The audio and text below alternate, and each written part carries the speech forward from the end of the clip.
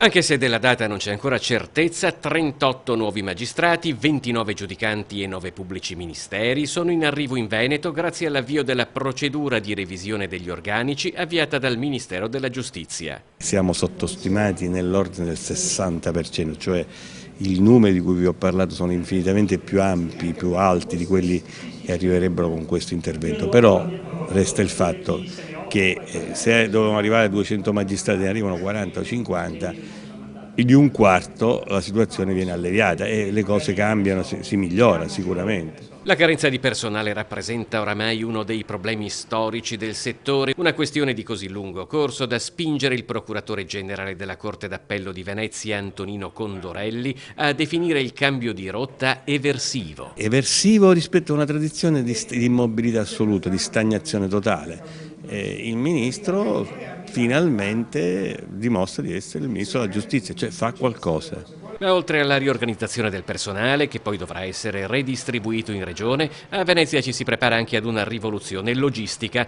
Entro 3 o 4 anni diversi uffici giudiziari del centro storico migreranno alla volta della cittadella della giustizia di Piazzale Roma, dove al già operante si uniranno le corti d'appello, la procura generale, gli uffici dell'UNEP e gli ufficiali giudiziari. Insomma, praticamente tutto tranne il Tribunale Civile di Rialto. Un trasferimento questo seguito con molta attenzione interna anche da Cafarsetti. Rimarrebbe completamente a disposizione del Comune Palazzo Cavalli, perché Palazzo Cavalli è proprietario di questo palazzo che adesso abbiamo noi in comodato gratuito e quindi c'è un grosso interesse da parte del Comune di rientrarne in possesso, e anche Palazzo Grimani rimarrebbe sostanzialmente a disposizione del demanio, perché è un palazzo demaniale e ha un valore, come peraltro anche Palazzo Cavalli, hanno valori inestimabili.